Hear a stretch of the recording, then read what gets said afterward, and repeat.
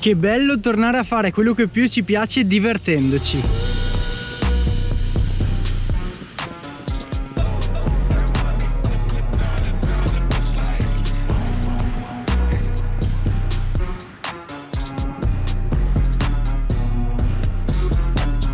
Ciao raga, bentornati nel canale. Dopo il disastroso 2023 dove tutto è andato nel modo sbagliato, finalmente quest'anno sto riuscendo a togliermi qualche soddisfazione. Ieri si è corsa la prima prova della Veneto Cup 2024 disputata al Gravity Bike Park di Borso del Grappa. Vi lascio la classica prova percorso del sabato e noi ci vediamo tra poco per le considerazioni sulla gara.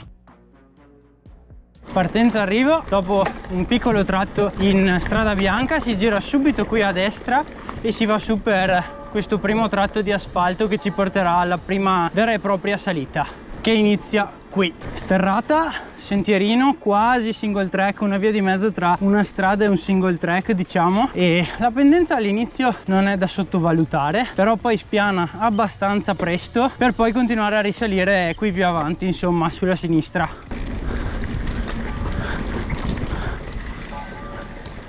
Là, qui ricomincia a salire bene e soprattutto il fondo è abbastanza mosso, scassato, quindi diciamo che la full qui aiuta sicuramente. Io sto tenendo le sospensioni tutte aperte. Qui la discesa finisce, inizia di nuovo questo single track che ci porta verso la prima discesa. Qui attenzione a mantenere la sinistra e fare il pelo a quell'ulivo, mentre in questo punto si gira a sinistra e comincia quella che è un po' la parte più guidata del percorso secondo me.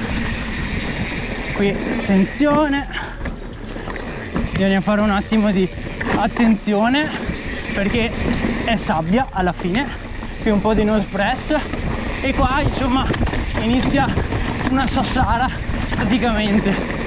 L'avrei pulita un po' di più, però insomma questo c'è. Bisogna ricordarsi qua in fondo una postilla che bisogna secondo me stare tutti sulla destra per poi tagliare e prendersi un anticipo, perché appena dopo la curva c'è un'altra svolta secca, quindi bisogna un attimo fare attenzione a quella cosa lì e non andare lunghi, perché qua si perde tanto se si mette giù il piede. Qui esatto, tutto a destra, qua si passa a sinistra per poi girare a destra di nuovo e andare su. Si ricomincia a scendere in questa strada bianca qui. Adesso c'è una svolta subito verso destra, insomma, dove si rincontra il sentiero di prima che abbiamo fatto e si ricomincia a salire verso la zona del park. Qui è importante mantenere le posizioni insomma più avanti possibile secondo me, perché ci sarà sicuramente dei tappi e nel caso in cui l'intenzione sia quella di superare la vedo un po' dura in queste parti qui del percorso. Qui come ogni anno c'è questa pontara qua che è bastarda. Ciao. Ciao. Gian già messo giù il piede. Non è semplice lì, non è semplice perché la bici si arrabbia, vuole impennare e invece bisogna tenerla giù perché se si alza non dai più direzione. Qui si fa un destra-sinistra e si torna alla zona del park dove si parte, e bisogna cercare secondo me di mantenere una linea più pulita possibile, che non è quella che ho appena fatto io, però vabbè, lì si improvvisa un po' a seconda anche di come si arriva come freschezza di gamba.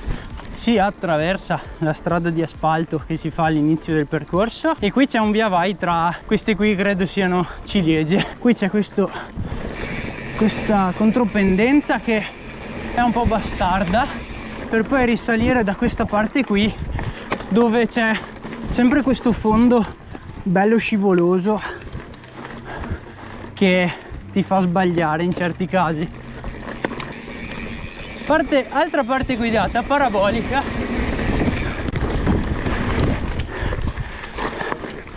Devo ricordarmi un pignone più lungo.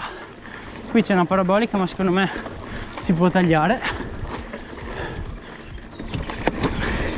e si continua.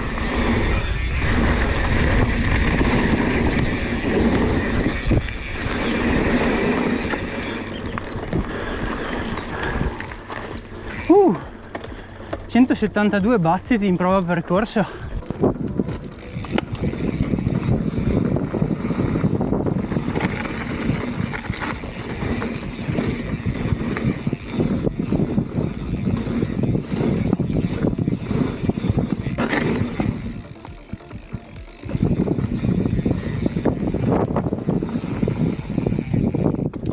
Come avete visto, il percorso era abbastanza particolare. A mio avviso il posto aveva una grandissima potenzialità che però, o per impossibilità o per altri motivi che non conosco, secondo me non è stata particolarmente sfruttata. Tutte quelle paraboliche, quei bei panettoni, sarebbe stata una figata farli e correrci, però purtroppo ci abbiamo solo girato intorno. Ad ogni modo non mi piace fare polemiche, quindi questo è stato e questo abbiamo preso. Con il mio livello fisico dell'anno scorso ho dovuto saltare tutte le prove top class, di conseguenza quest'anno mi trovo con 0 punti e sono un po' condannato fino alle prossime gare, appunto top class, a partire in ultima posizione, che specifico, a differenza delle gran fondo in cui generalmente chi primo arriva meglio alloggia in griglia, qui invece si va in ordine di ranking. Ma passiamo ora all'analisi della gara.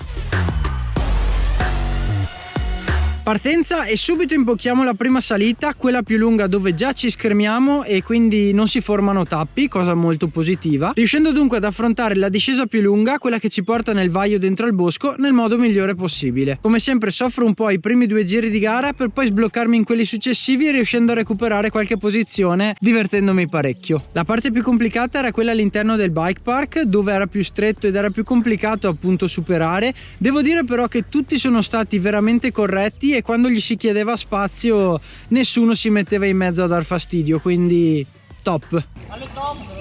Vai dentro. Grazie. Vince l'intramontabile Martino Fruete con la sua classe e la sua tecnica veramente incredibili. Io invece concludo 8º Elite e 13º Open. Sono contento? Beh, direi proprio di sì. Il mio obiettivo per quest'anno era tornare a correre in bici divertendomi, ma soprattutto facendo quella bella fatica, tanta, ma quella che ti dà ancora più grinta, ancora più voglia di spingere, e finalmente ci sono riuscito. Prossimo appuntamento XC dei Castelli, Montecchio Maggiore, gara di casa che quindi correrò con un po' di motivazione extra, essendo, come tutti sapete, i sentieri in cui mi alleno, in cui faccio tecnica, e inoltre, essendo top class, cerchiamo di portarci a casa qualche punticino che male non fa. Spero che il video vi sia piaciuto, se è così iscrivetevi al canale, lasciate mi piace, seguitemi sui social e noi ci vediamo al prossimo video. Ciao raga!